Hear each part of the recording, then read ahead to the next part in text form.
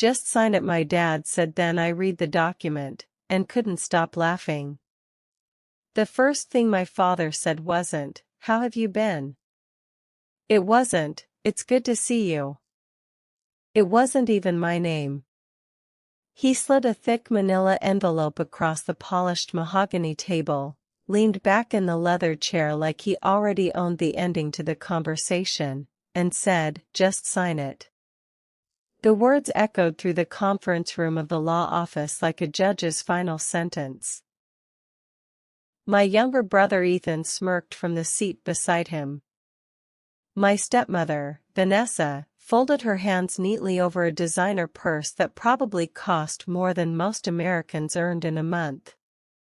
The attorney avoided looking at me altogether. I stared at the envelope, then at my father. Richard Lawson hadn't invited me home in almost 9 years. Not after he'd told everyone I was an embarrassment to the family. Not after he publicly announced at a charity gala that Ethan was the only son worthy of carrying the Lawson legacy. So when his assistant suddenly called me and said Dad wanted to discuss a family matter, I already knew kindness wasn't waiting behind that office door. "You're not even going to explain what it is?" I asked. Dad sighed dramatically. "You're 32 years old, Mason. Stop making everything difficult." Ethan chuckled. "He's always been dramatic." Vanessa smiled without warmth. "Some people never grow out of playing the victim." The attorney finally cleared his throat. "Mr. Lawson believes this agreement is in everyone's best interest." Everyone's. Interesting choice of words. I picked up the envelope but didn't open it immediately. Instead, I looked around the room. 4 people. 3 of them were certain they'd already won. They weren't nervous. They weren't anxious. They were impatient. That told me more than the document ever could. My father tapped his expensive watch. "You don't need to read every page. It's standard." I looked him straight in the eyes and smiled. "Then you won't mind if I do." People always assume I became successful because I came from money. The truth is almost funny. I left home at 23 with 2 duffel bags, a pickup truck held together by duct tape, and exactly $412 in my checking account. My father called me a failure because I enlisted in the army instead of joining the family investment company. "Real men build businesses," he'd said while throwing my military acceptance papers into the fireplace. "You want to waste your life taking orders." He never knew that I graduated near the top of my class. He never knew about the classified missions overseas or the medals that stayed locked inside a government safe instead of hanging on my wall. When my service ended after an injury, I disappeared from the family's radar entirely. They thought I was broken. They thought I was working odd construction jobs just to survive. That lie turned out to be surprisingly useful. What they didn't know was that a retired Army colonel I'd once pulled out of a burning convoy had quietly introduced me to someone whose name never appeared in magazines. An investor. A billionaire who valued loyalty more than resumes. He didn't hand me money. He handed me opportunity. Over the next 6 years, I helped build a private security and logistics company that quietly became indispensable to Fortune 500 CEOs, federal agencies, and international corporations. My name wasn't on the building. My face wasn't on the website. I preferred it that way. Hidden partners sleep better than famous ones. The fewer people who knew what I owned, the safer everyone stayed. Especially after the FBI approached our company during an interstate fraud investigation involving shell corporations laundering millions through fake real estate transfers. Confidentiality wasn't just business anymore, it was survival. My family knew none of this. To them, I was still the son who couldn't make something of himself. That's why sitting in that law office felt strangely peaceful. They believed they were negotiating with yesterday's version of me. Meanwhile, I was silently wondering which one of them had made the mistake of underestimating the only person in the room who actually read contracts before signing them. I opened the envelope and began turning pages. The room grew quieter with every second. My father started drumming his fingers. Ethan checked his phone twice. Vanessa crossed and uncrossed her legs. The attorney swallowed hard. That's when I noticed it. Not one mistake. 3. The first was almost laughably arrogant. Buried halfway through the agreement was a clause stating I voluntarily surrendered all future claims to the Lawson estate, including properties that legally weren't even my father's to transfer. The second mistake was greed. They'd listed several commercial buildings under family ownership, but one address instantly caught my attention because I'd seen it before. 3 weeks earlier. During an internal security briefing connected to that federal fraud investigation. That building was under active government scrutiny. Anyone knowingly transferring ownership while concealing an investigation could face devastating consequences. My smile started before I even realized it. Then I reached the final pages. That's when I saw the third mistake, and I couldn't stop laughing. Not a polite chuckle. Not nervous laughter. I laughed so hard tears blurred the ink. My father slammed both hands onto the table. What is so funny? Ethan frowned. Did you finally lose it? Vanessa looked horrified. Even the attorney turned pale. I slowly pushed the document back across the table. Dad. I said between laughs. You actually paid a lawyer to write this? His face turned crimson. Answer the question. I leaned forward until only the table separated us. I'd love to. I tapped one signature block with my finger. Except there's one tiny problem. The attorney suddenly stood so fast his chair crashed onto the hardwood floor. He stared at the last page like he'd never seen it before. Then he whispered 3 words that made every face in the room lose its color. This can't be. Before anyone could speak again, the office door burst open, and 2 men in dark suits stepped inside holding federal credentials. One of them looked directly at me, not my father, and said, "Mr. Mason Lawson, we've been hoping you'd get here before anyone signed that document." Every sound in the room disappeared except the slow click of polished dress shoes against the hardwood floor. My father's confidence drained from his face so quickly it looked almost painful.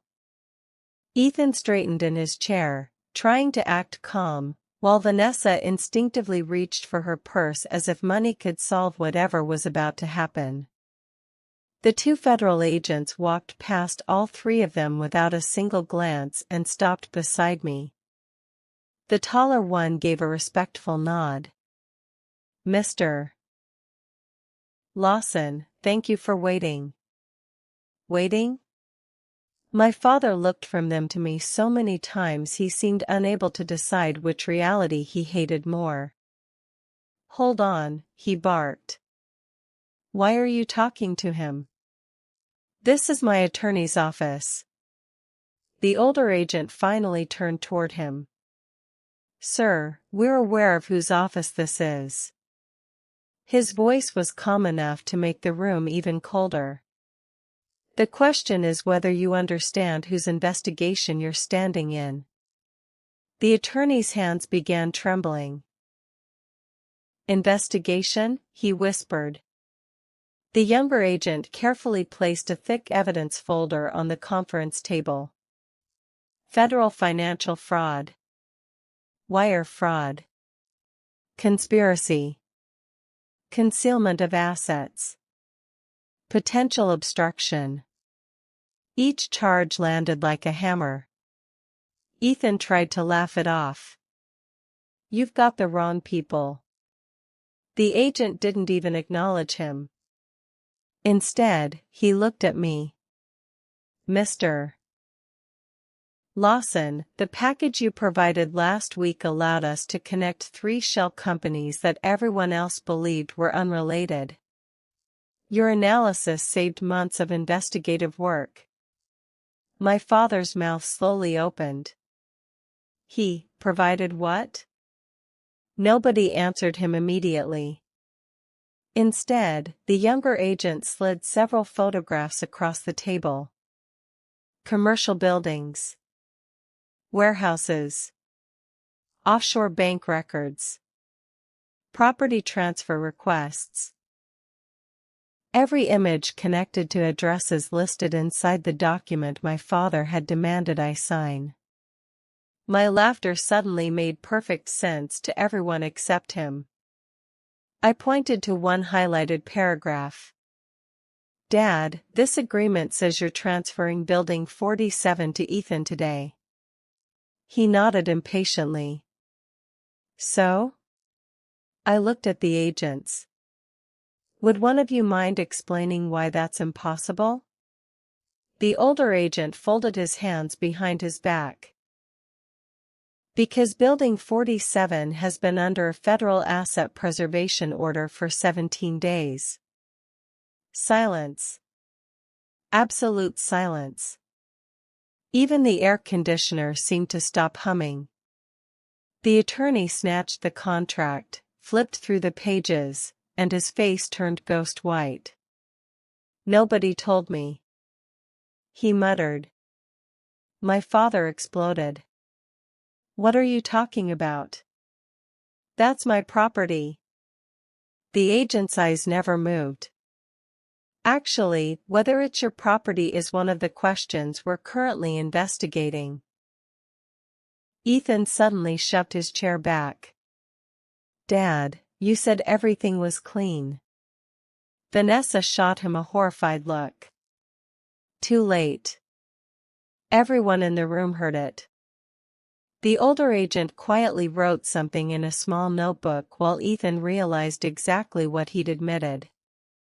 My father glared at his own son with pure disbelief. The perfect heir had just become the government's newest source of interest. I slowly closed the folder and stood up. For the first time in nearly a decade, I was eye level with my father without feeling like the rejected son desperate for approval. I felt free. You know what's funniest? I said quietly. You thought this paper would trick me into giving away something valuable. But you never realized I was never the one about to lose everything. His jaw tightened. You think you're smarter than me? I met his stare without blinking. No. I think I learned something you never did. He sneered. And what's that? I smiled. Read every document before you sign it. The older agent gave a faint grin before speaking again. There's another matter, Mr. Lawson. He reached into his briefcase and removed a sealed government envelope bearing an official insignia.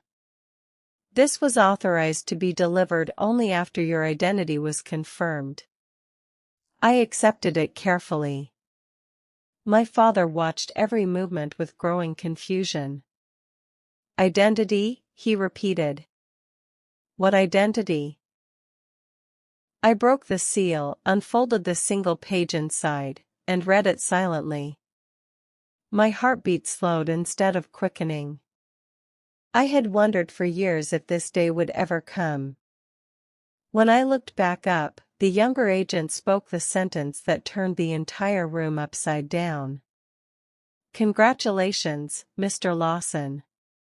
Effective immediately, your security clearance has been fully restored, and your appointment has been approved." My father frowned. "Appointment to what?" The agent looked directly at him. "I'm afraid that's classified." Before anyone could process those words, another knock echoed through the office door. This time it wasn't two federal agents who entered. It was a decorated Army general wearing full dress uniform, and the instant he saw me, he came to attention and raised his hand in a perfect salute. For a moment, nobody moved. My father actually looked behind me, convinced the salute had to be meant for someone else. The general held his position, his white-gloved hand perfectly still, his rows of ribbons catching the light from the conference room windows. Then, in a voice that carried the unmistakable authority of decades in uniform, he said, "Good afternoon, Mr. Lawson. It's an honor to see you again." I returned the salute before offering my hand. "General Harrison. I wasn't expecting you." He smiled. "Neither was I. But when I learned federal agents were meeting with you here, I decided some respect needed to be shown personally." Respect. That single word hit my father harder than any accusation could have. He had spent years telling everyone I had wasted my life in the military. Now one of the most decorated officers in the country had walked into his lawyer's office just to shake my hand. Ethan stared at me like he was looking at a stranger. Vanessa's confident smile had disappeared completely. Even the attorney looked too stunned to sit down. My father finally found his voice. "General, there must be some misunderstanding. My son was just an enlisted soldier." General Harrison slowly turned toward him. "Your son," he repeated. "Mr. Lawson, your son is one of the bravest men I've ever had the privilege to know." The room fell silent again. "Years ago," the general continued, "he volunteered for an operation so dangerous that every man in the briefing room understood they might never come home. He wasn't ordered to go. He stepped forward first." My father blinked. "He never told us any of that." "Because he signed an oath," the general replied. "Unlike many people, he understands the meaning of keeping his word."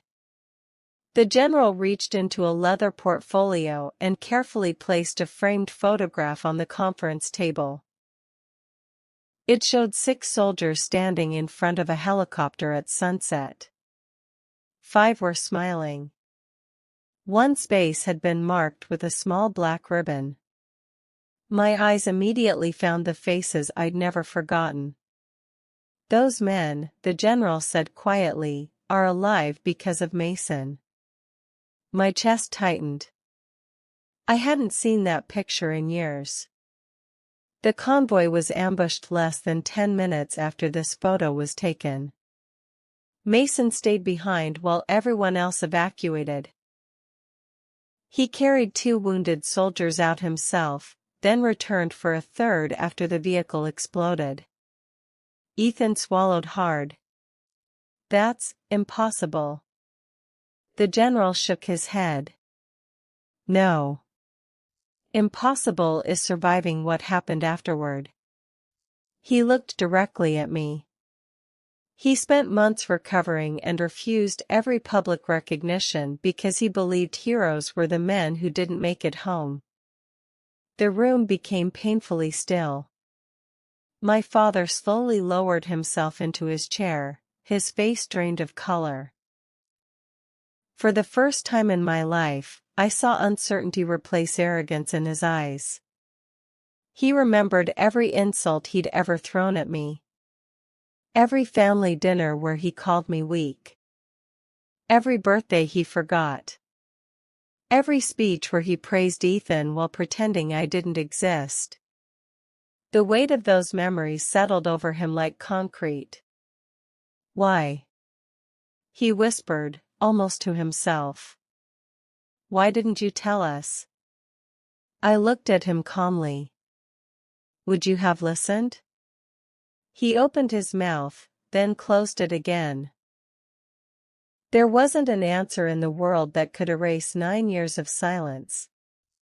Before anyone could speak again, one of the FBI agent's phones vibrated. He glanced at the screen, and the professional calm on his face shifted into something sharper. "Sir," he said to his partner, "they've started moving money." The older agent immediately stepped aside and answered another incoming call. His expression hardened with every passing second. "Freeze every linked account," he ordered. "Nobody leaves the network." He ended the call and turned toward me. "Mr. Lawson, it appears someone realized the document wasn't signed. Millions of dollars are being transferred through overseas accounts as we speak." My father's head snapped upward. "What?" Ethan looked terrified.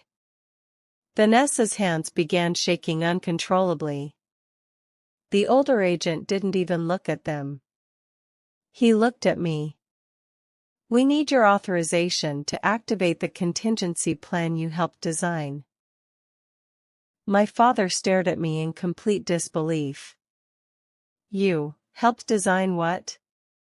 I took a slow breath, remembering the countless late nights spent working alongside federal investigators, preparing for the exact moment the criminals made their move.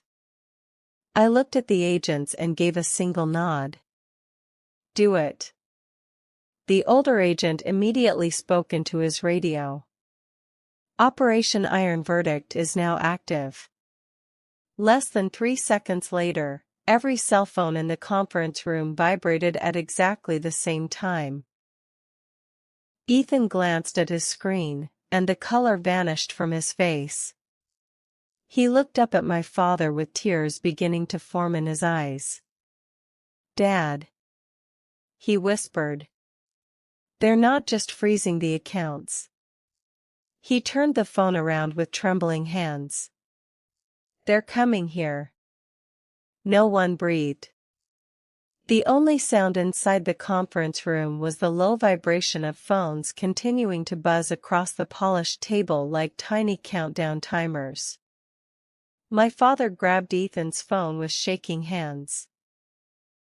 His eyes raced across the screen, and for the first time in my life, I watched Richard Lawson experience something he couldn't negotiate, threaten, or buy his way out of.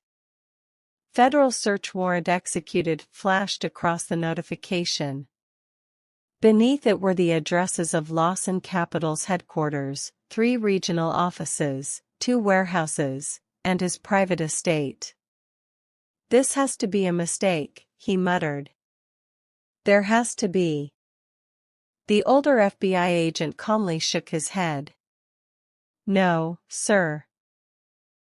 Search warrants require months of evidence, judicial approval, and multiple levels of review. Mistakes don't survive that process." Vanessa suddenly stood. "Richard, tell them," she cried. "Tell them we didn't know anything." The attorney slowly removed his glasses and rubbed his face. "Mrs. Lawson," he said quietly, "I strongly recommend that no one else says another word." Ethan looked from his mother to my father in complete panic. "Dad, what does he mean by another word?" Before Richard could answer, heavy footsteps echoed through the hallway. Then another set. Then another. The sound grew louder until it stopped directly outside the conference room. A second later, the door opened again. This time it wasn't two agents. It was nearly a dozen federal officers, accompanied by local detectives and a uniformed U.S. Marshal. The marshal unfolded a document and spoke with practiced precision. Richard Lawson, Vanessa Lawson, and Ethan Lawson, you are instructed to remain in this room while federal agents execute court-authorized search warrants. Do not destroy evidence. Do not contact anyone. Do not leave this office without permission. The silence afterward was so complete that I could hear the ticking of the antique grandfather clock outside in the reception area. My father slowly rose from his chair, forcing himself to regain the confidence that had made him one of the most feared businessmen in the state. I've spent 40 years building my reputation, he said firmly. Do you honestly believe everything I've built is going to disappear because of a misunderstanding? The older FBI agent didn't answer. Instead, he nodded toward one of the detectives, who carried in several evidence boxes. One by one, files were placed on the conference table. Bank records. Property deeds. Email transcripts. Financial flowcharts. Photographs. Then came a thick binder marked confidential. The agent opened it to a page covered in signatures. Your reputation didn't collapse today, he said. It began collapsing 18 months ago. Richard frowned. Impossible. The agent turned another page. Every fraudulent transfer. Another page. Every shell corporation. Another. Every hidden beneficiary. Another. Every conversation recorded under federal warrant. Richard's confidence evaporated with each page. Then the agent reached the final document and gently slid it across the table toward him. And this, he said, is the statement from the first executive who agreed to cooperate. My father looked down at the signature, and nearly collapsed back into his chair. His lips moved, but no sound came out. I recognized the name immediately. It belonged to the one business partner my father had trusted for more than 25 years. The man had quietly handed the government everything. Ethan stared at the signature before looking at his father. He